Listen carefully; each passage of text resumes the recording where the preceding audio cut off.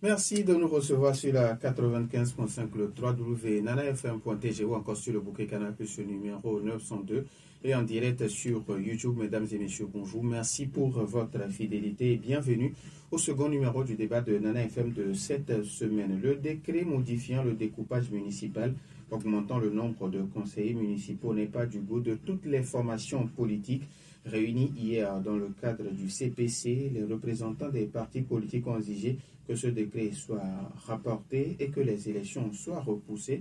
Nous abordons le sujet ce matin avec M. Naté Komlakweti. Il est commissaire au suivi de l'action gouvernementale au sein du comité d'action pour le renouveau CAR et il est également conseiller régional. Monsieur Petit, bonjour. Bonjour. Approchez-vous un peu plus du micro, s'il vous plaît. Merci beaucoup. Merci d'avoir accepté notre invitation. Merci. Merci pour l'occasion que vous m'offrez. Alors, les auditeurs, vous avez donc la possibilité d'intervenir dans ce débat sur nos deux numéros 91 09 71 71 ou le 96 61 58 58. Le débat de Nana FM, c'est parti. Bienvenue sur la plus belle dame de Lomé. Une fois encore, merci pour votre fidélité d'écoute à Nana FM. Alors, Monsieur Petit, hier, vous avez assisté à la rencontre du cadre permanent de concertation au cours de laquelle les élections municipales ont occupé une place centrale dans les échanges. Quelle était l'ambiance qui régnait dans la salle et quels ont été les principaux points soulevés? Merci. Hier, on était vraiment au CPC, cadre permanent de concertation, et l'ambiance était tellement amicale, parce que tout le monde a à cœur le sujet inscrit à l'ordre du jour. Et le sujet principal était les préparatifs des élections locales. Et donc, pour ce sujet, chaque parti a donné son point de vue sur ces préparatifs-là. Et au cas, nous avons pensé que les élections telles que nous la préparons doivent être préparées de façon très consensuelle et que ces élections soient transparentes. Pour cela, le jeu doit être clair. C'est pour ça que lorsqu'on a commencé les activités du jeu électoral, la décision a été prise de déposer les dossiers des candidatures. On a commencé par déposer les dossiers des candidatures, les partis se bousculent pour le dépôt, et brusquement, un décret vient d'être pris, augmentant le nombre de conseillers. Sans genre vu que ça fausse à peu près le jeu, parce qu'on a déjà commencé le match, puis on vient d'augmenter le nombre des joueurs, ou de diminuer le nombre des joueurs par endroit de participer. Donc c'est ça qui a été même le point de discorde et puis le débat a suivi. Et tous, presque à l'unanimité, nous avons demandé qu'on repousse un peu la date du dépôt des candidatures et par ricochet, reporter les élections. Une date plus sensible. Alors, quelle a été la réaction du ministre en charge face à cette préoccupation exprimée? Le ministre n'a pas tellement trouvé d'objection parce qu'il nous disait que lui, il était un émissaire. Donc, il va rendre compte à qui de droit? À l'autorité. Et c'est à l'autorité de nous donner la réponse appropriée. Alors, au-delà de ces deux raisons, est-ce qu'il y a d'autres raisons pour lesquelles les partis politiques plaident en faveur d'un report du scrutin communal? Oui, parce qu'il faut bien se préparer pour ces élections-là. Et nous avons dit que pour ces élections, il faut les candidats, il faut la préparation des dossiers, la légalisation, et l'attestation de résidence qui maintenant devient un grand problème et qui donne du miel aux mairies, parce que chaque mairie fixe le prix à son gré. Et il est vrai que le ministère est revenu sur ce point, intimant l'ordre aux mairies de ne pas dépasser une barre, mais certaines mairies continuent. Donc, ça c'est aussi le point du discours, et puis on a discuté de ces points-là aussi. Yeah. Alors, quand d'autres pensent que le CPC n'a pas sa raison d'être, au cas, est-ce que vous avez la même appréhension? Le CPC, il y a les discussions que nous avons menées au CPC, si ces discussions pourraient continuer comme ça, et dans la convivialité, je pense que le CPC a sa raison d'être. Mais si ces discussions sont biaisées, donc le CPC n'aura pas sa raison d'être. Et aussi, le CPC aura sa raison d'être une fois que lorsque nous prenons des décisions, au CPC, les décisions sont exécutées, sont suivies et exécutées. Là, le CPC a sa raison d'être. Alors, est-ce que vous pensez que ces préoccupations que vous avez exprimées, est-ce que ces préoccupations seront prises en compte? Et nous souhaitons vivement que ces préoccupations soient prises en compte, parce que ça va de l'intérêt de nous tous. Si on organise une élection libre et transparente, et tout le monde a applaudi, c'est le Togo qui va de l'avant. Mais dans le cas contraire, nous serons toujours au recul. Donc, on souhaiterait vivement que ces décisions soient prises en compte, que l'autorité écoute la voix des partis politiques, la voix de la population. Parce qu'après tout, c'est la population qui compte. Alors, au cas où ces décisions ne sont pas prises en compte, quelle sera votre réaction? Et nous souhaiterons vivement que ces décisions soient prises en compte pour le bien-être du pays. Si on veut que le pays avance, il faut qu'à un moment donné, on revienne, on prenne des positions propices, adéquates aux desiderata de la population. Les partis politiques rassemblés ont dit ceci, donc il faut prendre en compte ces éléments-là. Alors, au niveau du cas, est-ce que vous avez déjà commencé le dépôt des candidatures? Ou bien parce qu'il y a ce décret, on s'est encore résigné un tout petit peu? Non. Au cas, les préparatifs pour ces élections vont bon train. Nous avons toutes les listes, mais nous ne pouvons pas nous précipiter pour faire quoi que ce soit. Si nous avions déposé nos dossiers, avant ce décret-là, nous serons obligés de reprendre tout. Peut-être est-ce que nous pourrons nous les retourner, reprendre tous ces dossiers-là et pour recomposer. Donc, le fait qu'on n'a pas vite déposé les dossiers-là aussi va dans le bon sens. Alors, maintenant, est-ce que le fait d'avoir augmenté le nombre de conseillers municipaux, est-ce que ça vous dérange? Vraiment, au cas, ça ne nous dérange pas. Ça ne nous dérange pas parce qu'on a tenu compte de l'augmentation de la population, tenant compte du ressentiment dernier pour augmenter. Mais il faudrait le faire avant la prise de décision du dépôt des candidatures. Ce n'est pas en plein jeu qu'on doit prendre ce décret-là.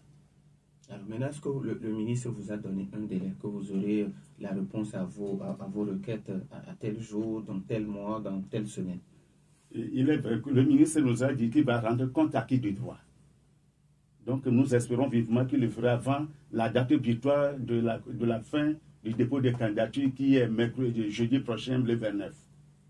Alors vous l'avez si bien dit que vous vous préparez bien pour ces élections municipales. Quel regard vous portez sur la première phase de décentralisation mise en œuvre au Togo depuis 2019?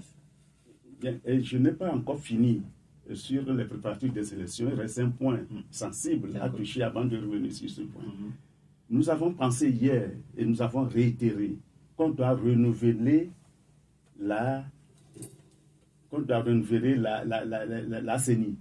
Parce que la CENI qui est là actuellement est déjà au terme. Cette CENI a fait déjà 3 ans. Alors qu'il faut un mandat d'1 an.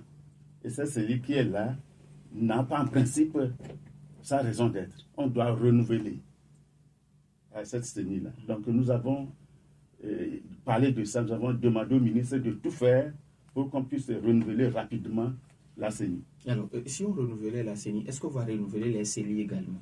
Si on renouvelle les CELI doivent être renouvelés.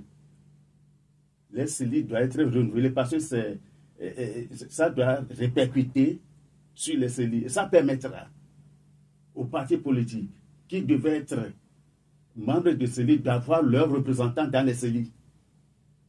Aujourd'hui, ces partis sont amputés de leurs représentants dans les CELI.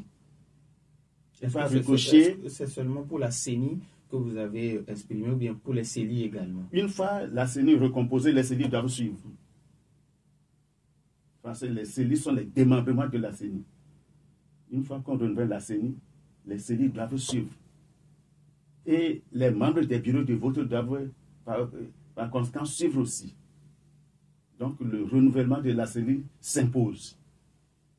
Alors, si aujourd'hui, le ministère en charge de la décentralisation décidait de renouveler, ou bien l'Assemblée nationale décidait de renouveler la CENI, est-ce qu'aujourd'hui les élections vont se tenir dans un délai raisonnable ou on risque de les pousser encore à un calendrier? Nous avions, je viens de dire tout à l'heure qu'on doit revoir la date de dépôt de candidature et par ricochet repousser les élections. Je l'ai déjà dit. Donc le renouvellement de la CENI, tout ça là, on doit repousser les élections pour mieux faire. Pour qu'une fois qu'on parle, qu'on dise qu'on a fait des élections libres, transparentes, équitables dans notre pays. Alors, revenons maintenant à ma dernière question. Quel regard vous portez sur la première phase de la décentralisation mise en œuvre depuis 2019 au Togo?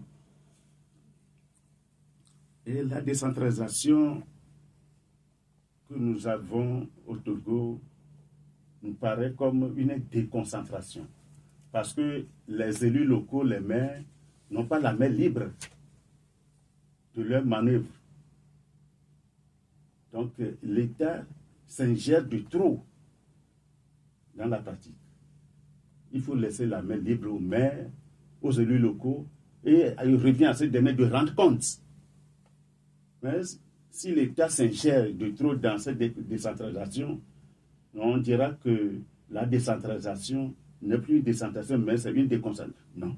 Donc il faut revoir ça. Est-ce que vous ne pensez pas que c'est une première expérience et il faut contrôler cette première expérience pour qu'il n'y ait pas trop de désordre?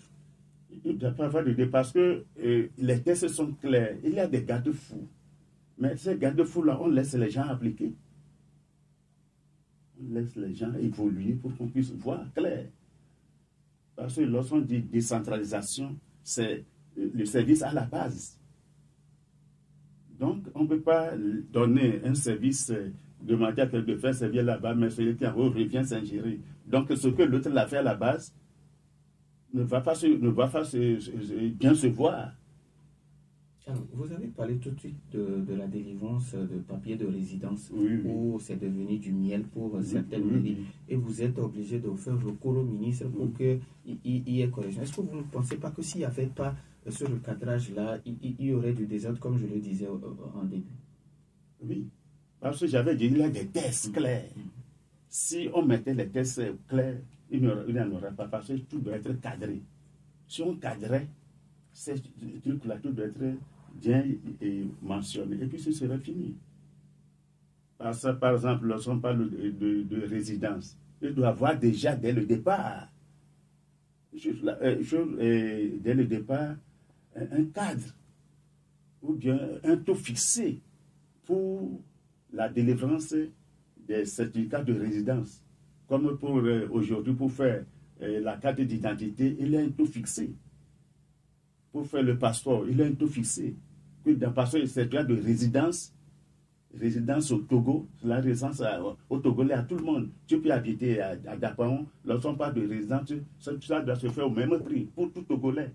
On ne doit pas varier de part d'autre, donc le cas doit être fixé. Alors, ça, c'est un premier manquement que vous avez relevé. Au-delà de ça, est-ce que la décentralisation a au moins apporté quelque chose à la population? Et je dirais que nous devons encore faire, on a encore des pain sur la planche. On a encore des pain sur la planche. Parce que la population ne sent pas, à vrai dire, la population ne sent pas cette question de décentralisation. Il va falloir que la population sente. Est-ce que c'est parce qu'elle n'a pas été suffisamment impliquée, qu'elle ne sent pas bien? Quel est le problème selon vous?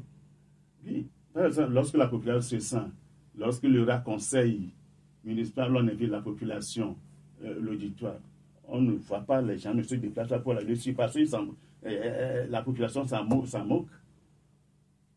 Elle n'est pas aussi impliquée.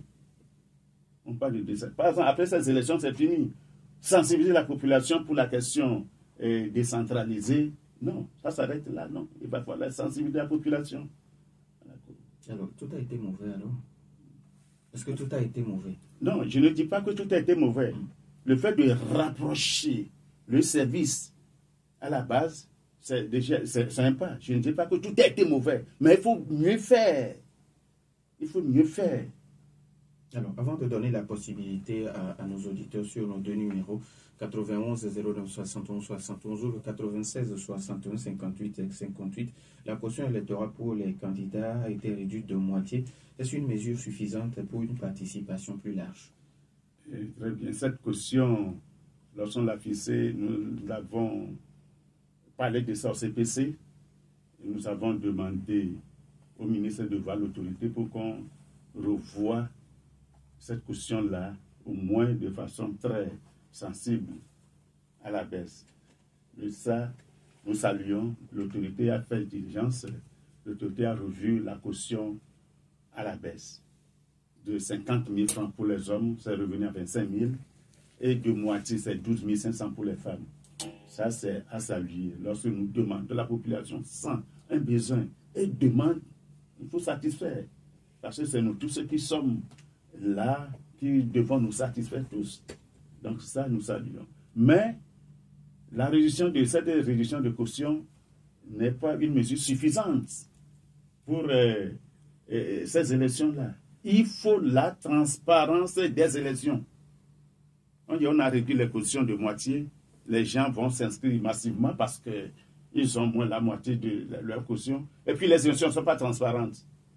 Là, ce n'est pas une mesure suffisante. Il faut la transparence des élections. Je le disais tantôt, qu'une fois qu'on dise qu'on a fait des élections libres, transparentes, équitables dans notre pays. Alors, comment votre parti compte-t-il encourager la participation des jeunes et des femmes dans les prochaines élections locales? Je disais, le CAR est un grand parti. Quoi qu'on dise, le CAR est un grand parti. Les portes du CAR sont bousculées pour le dépôt des candidatures. Pour les hommes, pour les jeunes et les femmes. Sur nos listes, nous avons des femmes, nous avons des jeunes. Même les femmes et les jeunes prennent la tête des listes. Donc, les jeunes et les femmes bousculent aux portes du CAR. Et ces jeunes, certains sont têtes de liste pour le CAR. 91 09 71 71 ou le 96 61 58 58. Les auditeurs ont maintenant la possibilité sur ces deux numéros. Et nous avons déjà un premier auditeur en ligne. Nana FM, allô? Oui, allô? Pélé, bonjour. Bonjour. Comment allez-vous? Très bien. D'accord, allez-y, on vous écoute. Ok, je salue notre invité. Merci. Bon, tout à l'heure, à l'entame, il parle du CPC, qui est un cadre permanent pour des acteurs politiques. Mais quand on dit une chose en permanence, je pense que c'est 24 heures sur 24 heures. Vous voyez, par rapport à tout ce que les gens disent à ce repos, si on veut parler des élections, pour aller à la 5e République dont nous sommes aujourd'hui peut-être pour le régime PT, il nous faut comprendre que l'argument valable qu'ils donnent, c'est que les élections présidentielles créent la violence dans le pays. Et donc c'est pour cela qu'il faut abolir les élections présidentielles. Maintenant, à l'heure où nous sommes, qu'est-ce qui se passe par rapport à ces élections communales? Il a dire que tout ce que notre invité demande par rapport. Je peux lui poser la première question d'abord. Quand est-ce que l'invitation était arrivée pour eux au CAR pour aller à ce CPC-là hier à 9h? Quand est-ce que l'invitation était arrivée? Première question pour eux. Maintenant, pour arriver à tout ce que nous disions pour une élection transparente, est-ce que le régime est prêt pour organiser une élection transparente au Togo pour le peuple togolais? Et s'il a dit que les élections communales aussi créent la violence, est-ce que nous n'irons pas à la 6e République pour dire que les élections communales créent des problèmes et qu'il faut aller à la 6e République? Parce que pour aller à la 5e République, on dit que c'est les élections présidentielles qui créent le problème. Maintenant, on veut organiser encore une élection qui va amener la violence. Prenons le cas de la CENI qui est là aussi. Aujourd'hui, la CENI, cette CENI-là, ne doit pas être dans la 4e République, je ne dis pas. Maintenant, ils amènent la 4e République, la CENI de la 4e République, pour organiser une élection dans la 5e République. Donc, ceux qui sont au Parlement ne sont pas à la CENI. Et les gens qui sont experts parlementaires qui veulent organiser des élections à ceux qui sont au Parlement. Ils sont où? Merci. Merci à vous aussi. Pélé 91 09 71 71 ou le 96 61 58 58. Nana FM, allô? Oui, bonjour, monsieur Douadi. Moi, c'est Dadi Dogomé. Comment allez-vous? Ça va bien, merci. Je dis bonjour à votre invité du part. Bonjour, monsieur. Monsieur Douadi, Oui. vous avez demandé à votre invité, vous lui avez dit que certaines personnes dont je me retrouve trouvent que le CPC n'a pas sa raison d'être. Et votre invité a surtout confirmé la nécessité du CPC. Je vais citer 3 petits cas. L'augmentation des conseillers municipaux. Nous avons déjà un budget déjà voté par le Parlement. Cette augmentation-là, ils vont trouver le fonds où pour payer ces gens. Deuxièmement, possibilité de la CENI, j'avais dit cela hier, de changer les règles du jeu. Et le cautionnement était de 20 000. La CENI, le président de la CENI, qui est illégal, l'a amené à 50 000. Et il a fallu négocier avec le gouvernement pour le ramener à 25 000 pour les hommes et la moitié pour les femmes. Troisièmement, négociation des lois du code électoral. Ce que j'entends par là, ça veut dire que si on prenait seulement le code électoral avec la rigueur qu'il faut, est-ce que nous avons besoin du CPC? Ce qui, pour moi, confirme que le gouvernement fait du pilotage absurde, donc de l'amateurisme, ce qui n'est pas rassurant pour la politique, car votre invité a dit tout à l'heure que la population se désintéresse de cette politique. Parce que quand on va à un jeu et qu'on peut changer les règles au cours du jeu, la population ne trouve pas la raison d'assister à ce jeu. Merci, bonne journée. Merci, bonne journée à vous aussi. 91 09 71 71. Nana FM, allô? Oui, allô. Oui. Michel, bonjour. Oui, bonjour, monsieur Norbert. Comment allez-vous? Je vais bien. D'accord, allez-y, on vous écoute. Bonjour. Oui, monsieur l'invité, Oui. honnêtement parlant, franchement parlant, est-ce que vous estimez que les élections, ou bien on augmente le nombre de députés, on augmente le nombre de conseillers, est-ce que si ça serait productif pour le Togo? Avec ce que nous sommes en train de faire, est-ce que quand on est conseiller, c'est-à-dire, est-ce que c'est un emploi créatif qui va apporter ne serait-ce qu'une plus-value à l'économie togolaise? Je ne le crois pas. Et secondo, où est-ce qu'on va trouver l'argent pour éponger tout ça là? Vous voyez ce qui se passe maintenant avec l'augmentation des prix de l'électricité. Vous croyez que les Togolais vont rester toujours accrochés et pourront tenir jusqu'à quand? Je crois que nous sommes en train d'aller contre nous-mêmes. Si le Togo ne change pas de faire les choses dans la transparence, dans le mérite et dans la moralité, vous allez voir le pays va sombrer. Ça, c'est sûr. C'est 100%. Allez écrire ça quelque part. Ça va sombrer. Vous l'avez bien su dire tout à l'heure. Quand les élections ne sont pas transparentes, ce n'est pas parce que c'est l'élection présidentielle qu'il faut faire autre chose. L'élection actuelle, là, c'est parti d'où? C'est parti des cartes d'électeurs. Vous avez vu comment on a délivré les cartes d'électeurs tout récemment. Est-ce que tout le monde en a? Maintenant, ils se sont jetés à délivrer des cartes ID. Et c'est ceux qui sont en train de faire la publicité. Qui sont capables de délivrer les ID. Pourquoi ils ne délivrent pas les cartes d'électeurs? Vous avez la moralité là. C'est très important. Le pays va sombrer encore une fois, je le dis. Et selon vous, pensez-vous où est-ce qu'on va trouver les fonds pour gérer tout ce effectif là? Merci à vous aussi. 91 09 71 71 ou le 96 61 58 58.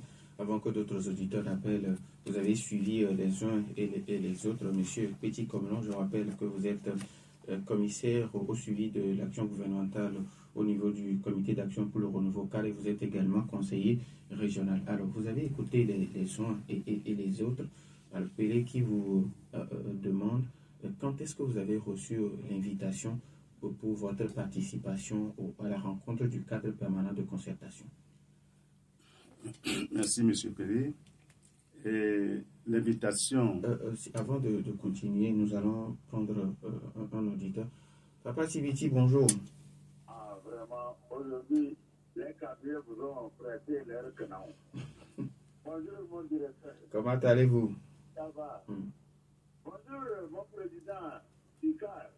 Bonjour, M. Saleh, commissaire au suivi de l'action gouvernementale. Gouvernementale, c'est bon. Vous savez, tout ce que les radios disent, est-ce que vous prenez ça en compte? Je voudrais prier notre président de la République. On peut tout faire, moi c'est le président de la République, Paul Nyakoude. Nous voulons d'écouter ce que le peuple dit. Les élections, tout ça là, le petit mécanicien qui est au bord de la route, qu'est-ce qu'il bénéficie? Il y a un cadre permanent, le CPC. Je vous prie de créer un autre cadre pour ce que les Togolais disent à la radio. Et vous amenez ça à notre président. Voilà ce que les gens disent à la radio, quand les radios les appellent. Voilà ce que le peuple, votre peuple veut. De manger, le travail, tout ça là, être à l'aise.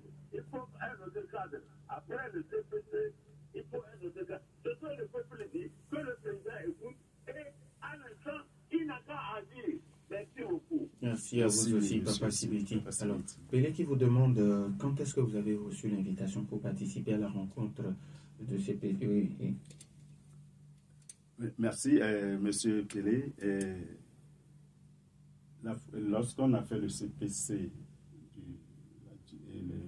de la fois dernière, nous avons énuméré des points qu'on doit satisfaire.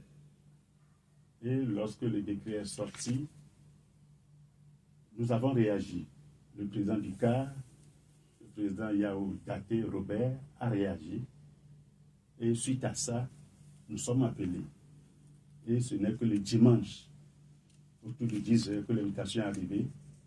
Nous demandons expressément d'être au CPC le lundi. C'est ce que nous avons fait. Alors, quand Pelé pense que le gouvernement n'est pas prêt à organiser une élection municipale transparente, est-ce que vous faites la même lecture? Et c'est pour cela que nous demandons au gouvernement un report des élections, un report du dépôt, un report des élections, et nous exigeons une transparence totale pour ces élections-là. Il pense également que la CENI n'est pas habilitée à organiser ces élections. Et nous demandons le renouvellement de cette CENI parce que la CENI a déjà fait 3 ans. Elle devait faire 1 an et passer la main à une autre CENI. Donc, ceci n'étant pas fait, nous demandons qu'on renouvelle la CENI. C'est notre exigence. Alors, Masda Dido Gomeki pense également que le CPC, le cadre permanent de concertation, n'a pas sa raison d'être et il a cité quelques raisons, augmentation de conseillers municipaux, où est-ce qu'on va trouver les fonds pour payer ces gens et la CENI qui change les règles du jeu et les négociations des lois du cadre électoral. Le CPC n'est pas seulement là, en principe, pour les élections. Le CPC doit veiller sur les problèmes politiques, les problèmes du pays. Ensuite, si un grand problème se pose, c'est au CPC qu'on doit décortiquer. Et en principe, une fois le problème décortiqué, la solution trouvée, le gouvernement doit mettre en application pour soulager la population. Si le gouvernement ne le fait pas une fois la décision prise, là, c'est là que se trouve le problème. Mais le CPC doit fonctionner. Il faut, si nous restons de façon isolée, quelque part, et puis on parle, on va, et qui va nous comprendre. Donc il faut que tous les acteurs se mettent ensemble pour discuter, parler, s'échanger, trouver une solution, une approche de solution, et soumettre à l'autorité. Et si l'autorité ne réagit pas positivement, les partis pourront prendre leur bâton de pèlerin pour faire ce qu'ils doivent faire. Alors, Massata Dido Goma qui vous demande si on respectait vraiment les lois du cadre électoral, est-ce que vous pensez que le Togo a encore besoin d'un cadre permanent de concertation? Et je disais tout à l'heure que le cadre permanent de concertation n'est pas seulement là pour les élections. Le cadre est là pour d'autres choses, d'autres problèmes majeurs du pays. Michel qui vous demande, est-ce que vous pensez que l'augmentation du nombre de conseillers, est-ce que ça va donner de l'emploi aux jeunes? Est-ce que ça va apporter quelque chose au pays? Et puis, où est-ce qu'on va trouver les fonds pour payer ce surplus? Bien. Et l'augmentation du nombre de conseillers, en principe, ça ne doit pas s'inventer. Ça doit tenir compte du nombre de la population.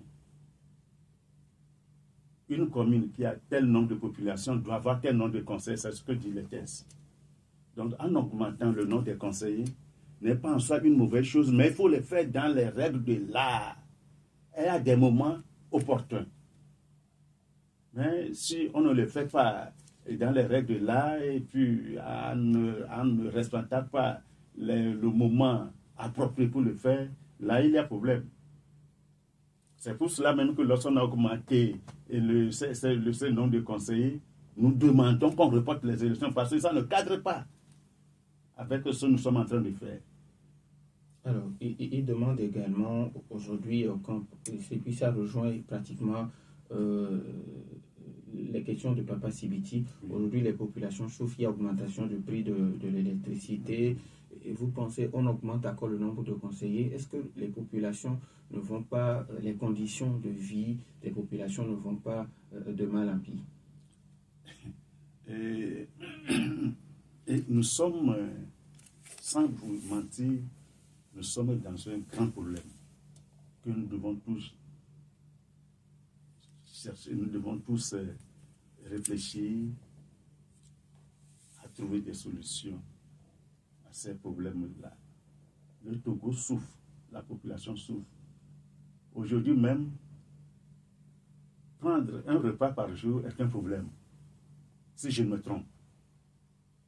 Donc nous devons tous réfléchir, que ce soit l'opposition, que ce soit ceux qui sont au pouvoir, et c'est eux qui doivent le faire, qui doivent laisser la marche libre pour que les choses évoluent. Parce que vraiment, franchement, la population souffre. Sans vous mentir, lorsque vous sortez un peu de ce cadre-là, dans la rue, tout à l'heure, au bord de la route, là, vous allez voir comment les gens souffrent. Ça, c'est la misère, le paupérisme total, la misère totale, la misère atroce. Là, nous le reconnaissons tous. Si quelqu'un ne le reconnaît pas, c'est son problème. Mais cette personne doit reconnaître qu'il y a problème au Togo, problème de misère. Les gens ne mangent pas à leur faim. Nous devons trouver une solution à ça. Et pour Papa Sibiti, ça doit être la préoccupation quotidienne de toutes les formations politiques. Ça doit être la préoccupation de toutes les formations politiques, c'est important. C'est pour cela qu'au cas nous disons tous, il faut rendre les choses claires. Lorsque tout le monde est libre, la gestion se fait de façon libre, transparente, tout ça là, mais on n'aura pas de problème. Et nous avons parlé, on parle de la réduction du prix de l'électricité ou de l'eau pour les ministres et tout ça là. Ces ministres, ils gagnent combien? Et combien gagne un cadre A1? Le ministre n'a qu'à venir nous dire que le ministre des Finances n'a qu'à venir nous dire que tel ministre gagne ceci, gagne cela, et gagne ceci, et par rapport à ça, et un cadre A1 gagne ceci, gagne cela. On met les gens dans l'opulence totale, les gens se foutent de la population. Mais si on dit aujourd'hui qu'on réduit le prix, et bien on supprime les frais d'électricité, d'eau, ça c'est une goutte d'eau dans la mer. Il y a beaucoup de choses à faire. Ils sont dans une opulence totale. Ils ne se soucient même pas de la population, de la misère de la population. On doit revoir tout ça là, mettre un point d'équilibre. Même si la population, les gens ne doivent pas à leur niveau, il faut quand même qu'on fasse en sorte que les gens aussi respirent. C'est ça.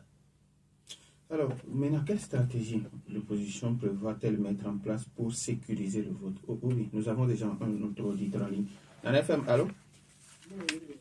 Allô? Oui, bonjour.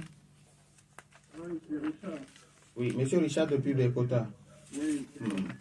Est-ce que vous pouvez vous éloigner un peu plus de votre poste récepteur? Allô? Oui, allô, monsieur Richard de Bekota, allez-y, on vous écoute. Ok, d'accord.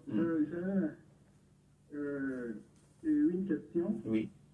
à votre invité. Et que lui inspire cette attitude de l'ANC consistant à refuser de siéger à l'Assemblée nationale parce qu'elle estime que l'Assemblée nationale, l'actuelle Assemblée nationale est une émanation de la Ve République. Mais aujourd'hui, ce parti se met en ordre de bataille pour aller aux élections municipales. Qu'est-ce que ça lui inspire en tant que membre de l'opposition? Et je voudrais, après cette question, féliciter l'invité qui a traversé le cas, qui a compris la nécessité de l'existence du CPC, ce que une frange de l'opposition, dite radicale, ne reconnaît pas. Donc je voudrais féliciter donc, le cadre pour pour cette politique qui met dans une certaine mesure de l'eau dans le vin.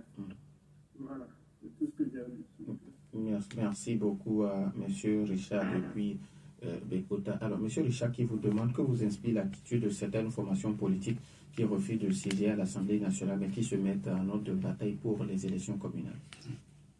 Moi, je suis venu ici au nom du CAR, donc je ne peux pas parler au nom de l'ANC parce que je ne connais pas leur stratégie pour en parler. Si c'est au cas maintenant, je peux dire quelque chose concernant notre parti. Donc, qu'ils m'excusent, je ne peux rien dire à propos. Merci. Nous avons un autre auditeur en ligne. FM, allô? Allô? L'auditeur est toujours là. 91 09 71 71 ou le 96 71. Nana FM, allô? Allô, bonjour. Oui, bonjour. Je salue l'invité. Votre nom, s'il vous plaît. Robert depuis l'université. Monsieur Robert. Oui. Monsieur Robert, vous voulez parler un peu plus fort, s'il vous plaît? Ok.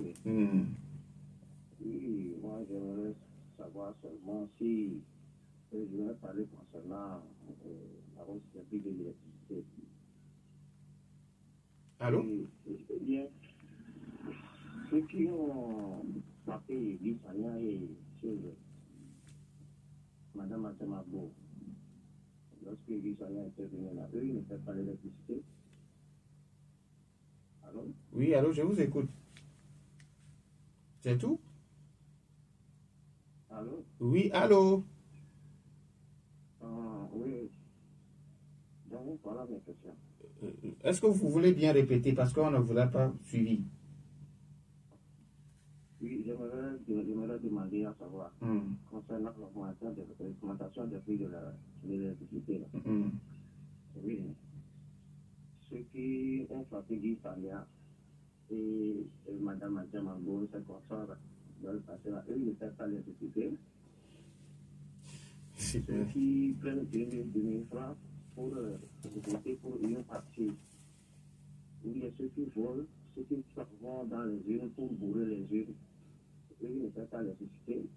Merci beaucoup à notre ami Robert depuis les Guacito. Alors, on va prendre la dernière partie plutôt de sa question. Ça rejoint pratiquement ma question. Quelle stratégie l'opposition prévoit-elle pour sécuriser le vote? Nous avons dit que les élections doivent être transparentes. Et nous avons demandé le renouvellement de la CENI. Et lorsqu'on renouvelle la CENI, on renouvelle ses démembrements. Et ce sont des éléments clés qui nous permettront d'aller à une élection plus ou moins apaisé, mais les autres stratégies, nous ne pouvons pas les dévoiler au grand public. Alors, mais vous savez quand même que tout se passe dans les bureaux de vote.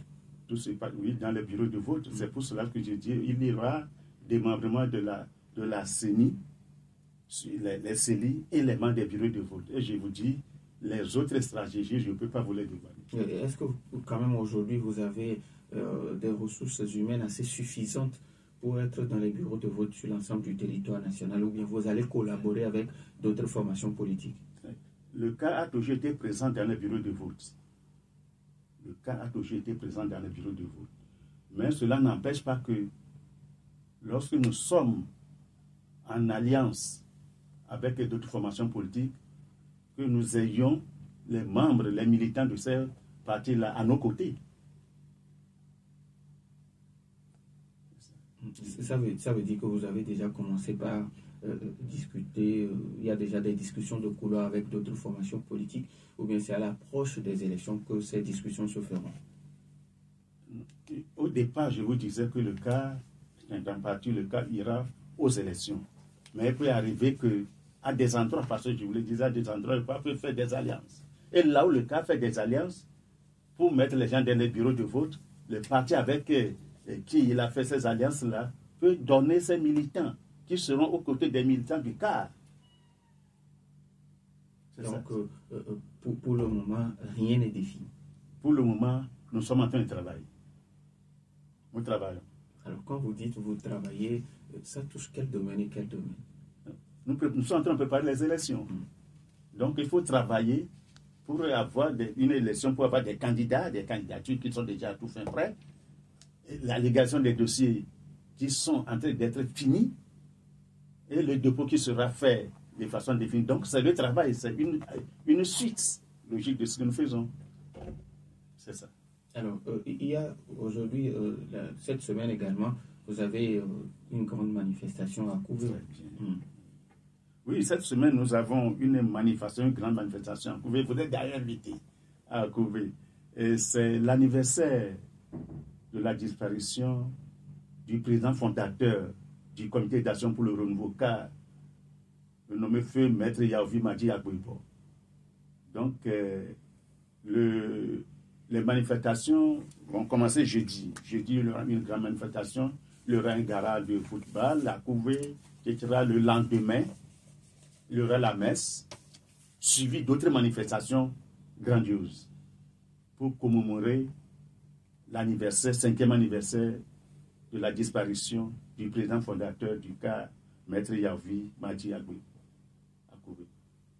Donc, les populations, tous les Togolais sont donc invités. Tous les Togolais sont invités parce que Maître Agboibo fut pour tous les Togolais, sans exception. Il était là pour tous les Togolais. Il a travaillé pour tous les Togolais. Les droits de l'homme, tout ce qu'il a fait, c'était pour tous les Togolais. Ses acquis profitent à tous les Togolais. Ses acquis profitent à tous les Togolais. C'est le père même de la démocratie. Maître Agboibo, le père de la démocratie. Alors, quand certaines personnes pensent que, en une minute, quand certaines personnes pensent que son départ a porté un coup dur à votre formation politique, vous répondez quoi? Maître Agboibo est un homme de droit, est un juriste, est un homme de haute carrure. Il a su mettre les choses au pied avant sa disparition. Si les gens ne veulent pas respecter ce qu'il a mis au point, ça les regarde. Mais aujourd'hui, l'État est là. L'État est là. Et tous ceux qui ont déserté, nous leur avons tendu la main de revenir à la maison. Nous leur avons tendu la main de revenir à la maison. Parce qu'on ne peut pas chercher une autre raison contraire. Les règles sont là, les règles du jeu étaient fixées, étaient déjà là. On ne peut pas outrepasser pour faire autre chose. Non. Et nous disons que nous sommes dans un état de droit. Nous sommes dans un pays de droit. Nous devons respecter les droits. Nous demandons aux gens de respecter, donc nous-mêmes devons respecter. C'est ce que nous avons fait. Et le CAR est là en tant que CAR, créé le 30 avril 1991. Nous disons merci à M. Naté Komla-Petit, commissaire au service de l'action, au suivi de l'action gouvernementale au sein du comité d'action pour le renouveau, car il est également conseiller municipal. Conseiller régional, pardon. Merci à vous aussi, chers auditeurs, pour votre fidélité d'écoute à Nana FM. Fin de ce débat, mis en onde par Stan Teko. Je m'appelle Norbert Douadi. Bonne suite de nos programmes.